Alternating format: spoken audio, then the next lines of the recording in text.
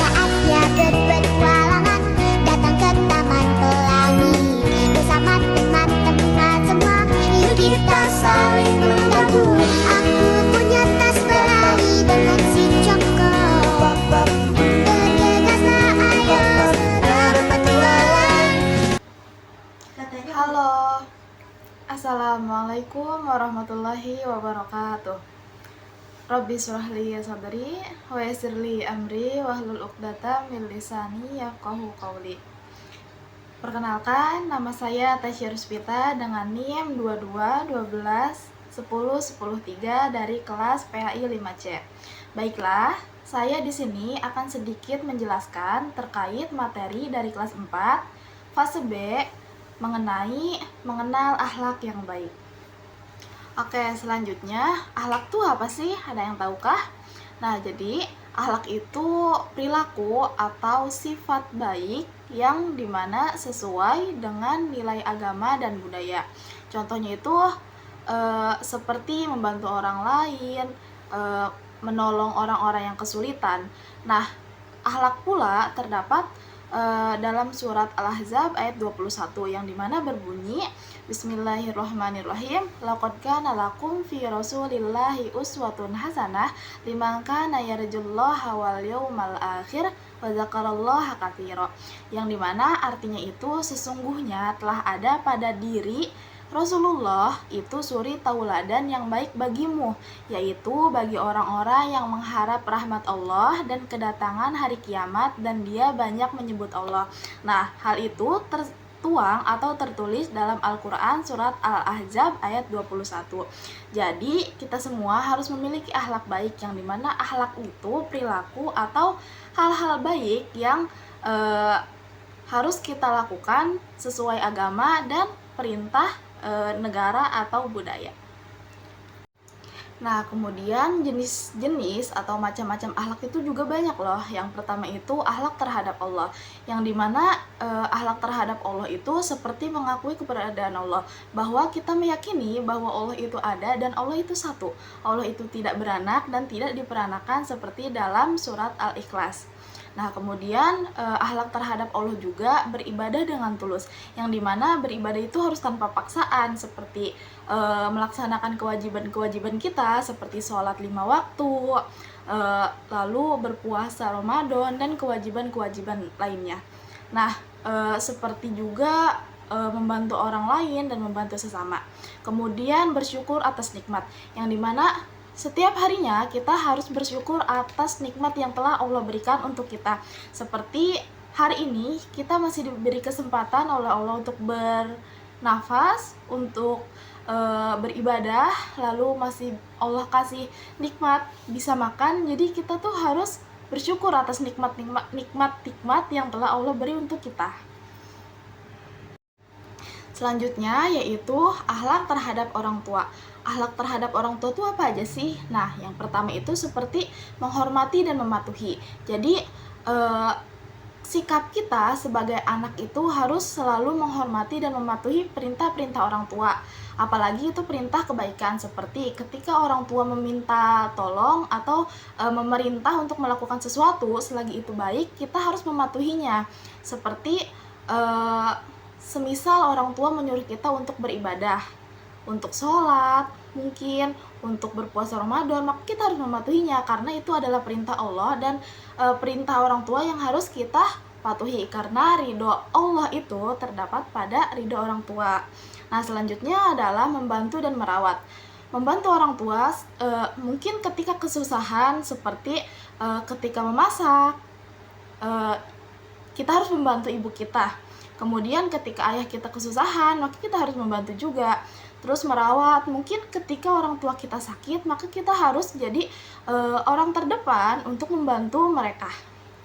Selanjutnya adalah bersyukur atas kasih sayang yang telah orang tua kita beri sama kita. Jadi bersyukur itu suatu nikmat yang harus kita lakukan setiap harinya, karena tidak semua anak mungkin merasakan kasih sayang orang tua, tapi yang pasti semua hal yang orang tua lakukan untuk kita pasti untuk kebaikan kita. Jadi bersyukur atas semua kasih sayang orang tua yang udah orang tua kita kasih untuk kebaikan-kebaikan kita. Nah, selanjutnya adalah akhlak terhadap guru. Jadi, akhlak terhadap guru itu apa aja sih? Nah, akhlak terhadap guru itu seperti menghormati dan mematuhi serta membantu para guru kita. Jadi, ketika guru kita sedang menjelaskan, sudah sewajibnya kita mendengarkan penjelasan beliau dengan seksama. Selanjutnya, membantu para guru kita apabila mereka mengalami kesulitan. Jadi ketika mereka ada kesulitan atau ada masalah, sudah seharusnya kita membantu guru kita. Selanjutnya adalah bersyukur atas ilmu yang telah mereka berikan kepada kita. Itu hal yang wajib disyukuri karena ilmu adalah hal yang mahal dan tidak murah. Tapi guru kita terkadang memberikan ilmu kepada kita secara sukarela dan tanpa pamrih. Maka sudah selayaknya kita bersyukur atas ilmu-ilmu yang mereka berikan kepada kita.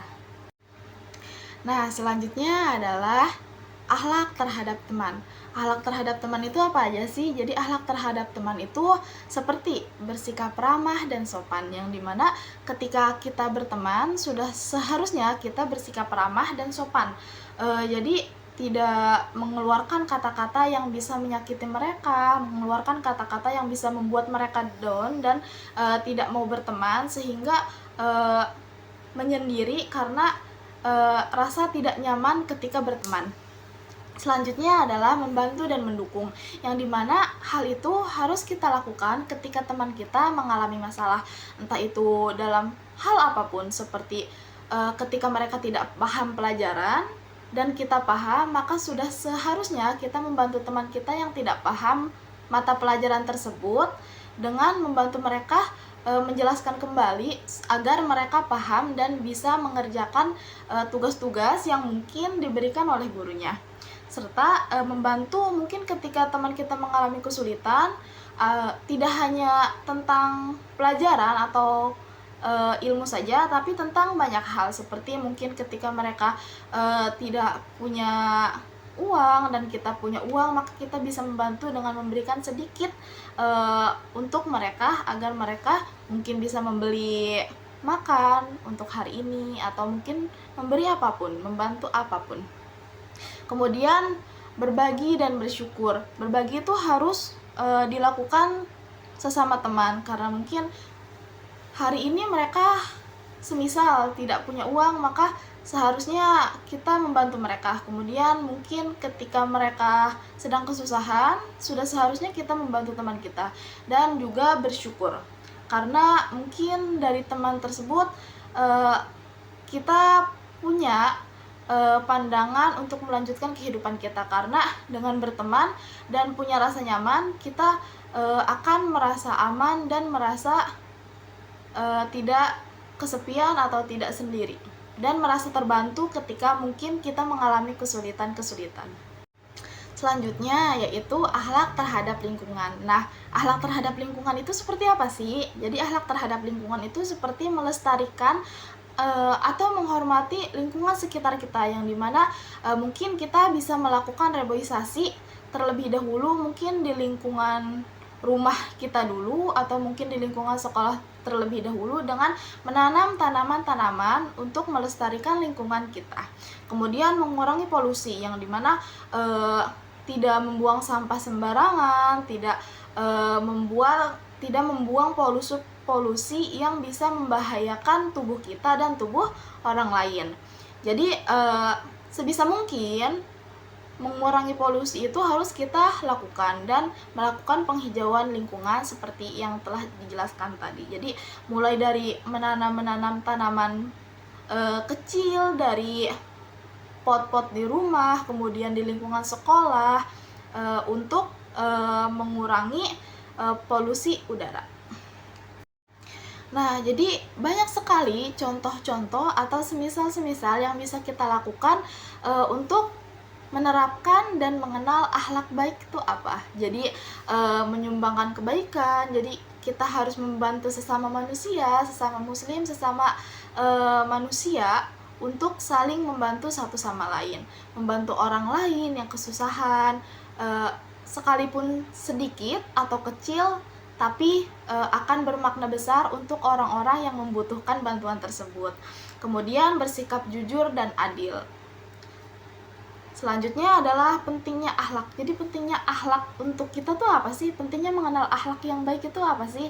Jadi pentingnya akhlak itu bisa membuat hidup kita lebih bahagia, lebih harmonis dan lebih tenang, karena kita bisa membantu orang lain, bisa membuat orang lain tersenyum, bisa membuat orang lain bahagia karena mungkin dari sikap-sikap baik kita, dari bantuan-bantuan kecil kita. Jadi pentingnya akhlak itu tidak hanya penting untuk orang lain, tapi penting untuk diri kita sendiri, untuk ketenangan hati kita sendiri, untuk kenyamanan diri kita sendiri, dan agar bisa diterima dengan baik. Nah, jadi kita sebagai umat muslim, sebagai hambanya Allah, sebagai umatnya Rasulullah, kita harus senantiasa meneladani akhlak-akhlak baik Rasulullah dengan baik di kehidupan kita sehari-hari, karena akhlak baik itu sangat penting untuk diri kita dan bisa membuat ketenangan untuk diri kita, untuk hati kita, kenyamanan, dan bisa membuat orang lain tersenyum. Sekian dari saya, kurang dan lebihnya mohon maaf. Wassalamualaikum warahmatullahi wabarakatuh. Bye bye.